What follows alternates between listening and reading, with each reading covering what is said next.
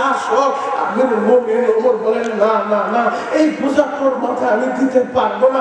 আটার বস্তা আমি ওমরের মাথার ভিতরে আজকে উঠে দে, আমি ওমর নিজে মাথায় বহন করব। বলে আমিরুল মুমিনিন বেয়াদবি করেন না, আমার মাথায় আটার বস্তাটা উঠে দেন। বলে হাসরের ময়দানে আমার বিরুদ্ধে যদি কেউ মামলা দায়ের করে, আমার পাপের বোঝা সেই নির্দ তুই নিবি না, তাহলে আজকে আমার রিকোয়েস্ট করিস না, আটার বস্তাটা দে, আমি ওমরের মাথায় উঠে দে, আমার মাথায় উঠে দে। নান্দাইলের বাইরা রে আমিরুল মুমিনিন হযরত ওমর আটার বস্তার নিজে মাথায় নিয়া ওই মরুভূমির মাঝখানে চইলা গেছে গো বাবা। মরুভূমির মাঝখানে যাইয়া ওই ঝুপড়ি ঘরের সামনে যাইয়া হযরত ওমর আটার বস্তাটা নামায় দিলেন, কিছু খেজুরও দিয়া দিলেন। ও মা নেন, তাড়াতাড়ি খাবারের ব্যবস্থা করেন, বাচ্চাদের খাবারের ইন্তজাম করেন। মহিলা খাবার পায়া আনন্দে আত্মহারা। মহিলা বলে, যুবক রে, কে তুমি? তোমার পরিচয় তো জানি না, কে তুমি? তোমার পরিচয় আমার কাছে জানা নাই। তবে যুবক রে, আমিরুল মুমিনিন ওমর সে অর্ধজাহানের শাসক না হইয়া তোমার মতো একটা যুবক অর্ধজাহানের শাসক হওয়ার দরকার ছিল। আল্লাহু আকবার। হাসরের ময়দানে আমি ওমরের নামে মামলা করব, ওমরের গলায় গামছা লাগা টানতে টানতে আল্লাহর কাছে নিয়ে যাইব যে ওমর আমার খবর নেয় নাই, আমার স্বামী ছিল না, আমার বাচ্চাগুলো ক্ষুধার যন্ত্রণায় ছটফট করছে, ওমর খাবারের ব্যবস্থা করে নাই, অর্ধজাহানের শাসক হয়ে বসেছিল, ওমরের গলায় গামছা লাগা আমি টানতে টানতে আল্লাহর আদালতে দাঁড় করায় দিব। ওমর মহিলা তো জানে না এটাই হযরত ওমর। ওমর নিজের পরিচয় দেয় না, বলে মা আপনি ভিতরে যান, খাবারের ব্যবস্থা করেন, বাচ্চাদেরকে আগে খাবার খাওয়ান। ওর বাহিরে তারা অপেক্ষা করতেছে, যেই বাচ্চাদের চোখে পানি দেখছে, খাবার পায়, ওই বাচ্চাদের মুখে সে হাসি দেখবে, এরপরে সে যাবে, বাহিরে অপেক্ষা করতেছে। হঠাৎ করে যখন খাবার প্রস্তুত হয়ে গেছে, বাচ্চাগুলো খায় আর বলে, মা গো ওইটা মনে হয় কোনো মানুষ না, মানুষ না, আল্লাহ মনে হয় ফেরেশতা পাঠায় দিচ্ছে।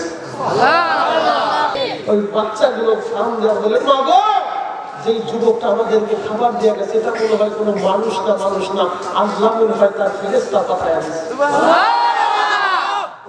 খাদেম ডাক দিয়ে বলে, আমিরুল মুমিনিন আর কতক্ষণ দাঁড়ায় থাকবেন? ফজরের সময় হয়ে যাচ্ছে, মসজিদে নববীতে আযান হবে, আপনাকে তো আবার ইমামের মুসাল্লায় দাঁড়াইতে হবে। নেতা কারে বলে রে ভাই? যেই নেতা ময়দানে গেল নেতা, যেই নেতা জানাজায় গেল নেতা, যেই নেতা মসজিদে গেল নেতা। কথা বলেন ঠিক কিনা?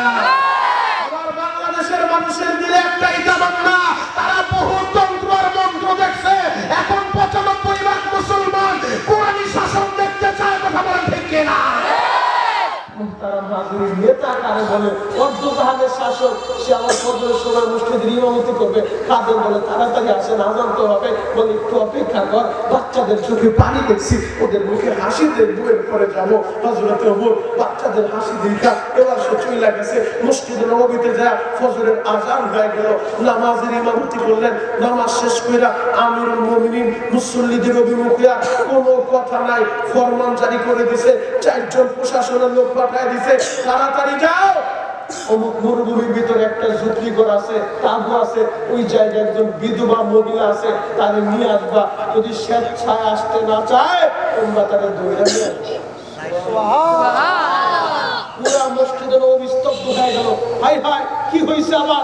না জানি কোন অপরাধ হয়ে গেছে, না জানি আজকে বিচার কি হয়। রাতের অন্ধকারে খবর নেয় কে কার বাড়িতে কি হচ্ছে, কে খাইলো আর কে খাইলো না। মনে হয় ওমর রাতের অন্ধকারে গেছিল, কোনো কিছু দেখছে, এই জন্য জরুরি ফরমান। 4 জন প্রশাসনের লোক যায়, মহিলারা বলে, আপনারা আমিরুল মুমিনিন হযরত ওমর তলব করছে, মসজিদে নববীতে যেতে হবে আপনাকে এই মুহূর্তে, যদি আপনি না যান এটা আমাদেরকে পারমিশন দিয়ে দিছে, আপনারা উঠায় নিয়ে যাবো, আপনাকে যাইতে হবে। এই কথাটা যখন শুনছে গো বাবা, কাঁদতে কাঁদতে কান্দে, বলে আল্লাহ রে, আমি কি এমন অপরাধ করছি? আমি তো তেমন কোনো অপরাধ করি নাই। হয়তো রাতের অন্ধকারে ওই যুবকের কাছে আমি বলেছিলাম যে অর্ধজাহানের শাসক ওমর না হইয়া তোমার হওয়া দরকার ছিল, আল্লাহ তোমার শাসক বানাইলে আরো ভালো হইতো। ওমর শাসক হইয়া ওমর ক্ষমতার মসনদে বসে আছে, আমার খবর নেই, আমার বাড়িতে খাবার পাঠায় নাই, ওমরের বিরুদ্ধে মামলা দায়ের করবো আল্লাহর আদালতে। ওই যুবককে আমার ওমরের বইলা দিল কিনা, মহিলা থর থর করে কাঁপতাছে, মালিক এখন কোনো অপরাধ তো আমি করি নাই, আমার স্বামী নাই, আমার বেইজ্জতি কইরো না। তারা প্রশাসনের লোক বলতেছে আমি স্বেচ্ছায় না গেলে আমার তুইলা নিয়ে আসিব, উঠা নিয়ে আসিব, না জানি অপরাধটা কত বড়। মহিলা কামজার বলে, মালিক রে এমন কোন অপরাধ তো আমি করি নাই রে মওলা। এরপরেও যেহেতু অর্ধজাহানের শাসক হযরত ওমর তলব করছে আমাকে তো যেতেই হবে। ও দয়ার আল্লাহ, আমার এই বাচ্চাদের দিকে তাকাইয়া আমার ইজ্জতের হেফাজত কইরো, আমার সম্মান তুমি ঠিক রাখো। আমার এই বাচ্চাদের দিকে তাকাইয়া আল্লাহ, আমি তো কোনো অপরাধ করি নাই, আমি তো কোনো পাপ করি নাই রে মাওলা। কেন প্রশাসনের লোকজন আইসা আমার এইভাবে উঠায় দিতে চায়? এবার মহিলা প্রশাসনের লোকদের সাথে মসজিদের নববীর দিকে যাইতেছে গো বাবা, এক পা দুই পা করে সামনের দিকে আগায়। মসজিদে নববীর ভিতরে সাহাবায়ে কেরাম সবাই থরথর করে কাঁপে, না জানি আজকে কি বিচার হয়ে যায়, না জানি আজকে কার গর্দান উইরা যায়, আহারে কি বিচারই না জানো হবে। ওই মহিলা যখন মসজিদে নববীর কাছাকাছি চলে আসছে গো বাবা, দূর থেকে নজর করতেছে, আরে রাতের অন্ধকারে আমার ঘরের দরজায় যারে দেখছিলাম খাবারের রুটি নিয়া আটার বস্তা নিয়া আমার ঘরের দরজায় দাঁড়াইছিল, ক্ষমতার মসনদে মিম্বরের ভিতরে ওই যুবকের মতোই তো দেখা যায়। মহিলা যখন আস্তে আস্তে কাছে যায়, ওমরের চেহারা দেখা তার ভয়টা আস্তে আস্তে ভাঙতেছে গো বাবা। কাছাকাছি যায় দেখে, আরে ক্ষমতার মসনদে মসজিদে নববীর মিম্বরে অন্য কেউ বসা না, অর্ধজাহানের শাসক আমিরুল মুমিনিন হযরত ওমর যে রাতের অন্ধকারে নিজের মাথায় আটার বস্তা নিয়া আমার দরজার খাবার পৌঁছায় দিছে। জোরে বলেন। ওমর এবার নিজে মিম্বার থেকে নাইবা মাফলাটা দিয়ে বলে, মা গো না এই যে গামছা দিলাম আপনি, আমি ওমরের গলায় রশি লাগায়া গামছা লাগায়া সবার সামনে বিচারটা আপনি কইরা যান গো মা। এরপরও আপনি হাসরের ময়দানে আল্লাহর আদালতে আমি ওমরের আসামি বানায়েন না, আমার আসামি বানায়েন না, আসামি বানায়েন না। যুবক ভাইরা রে,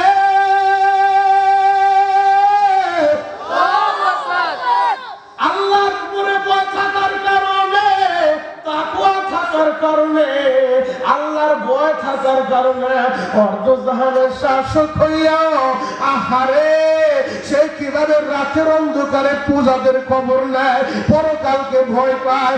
আজকে যদি আমাদের দিলেও এই তাকওয়া অর্জিত হয়ে যাইত, আমরাও যদি মুত্তাকি হইতে পারতাম।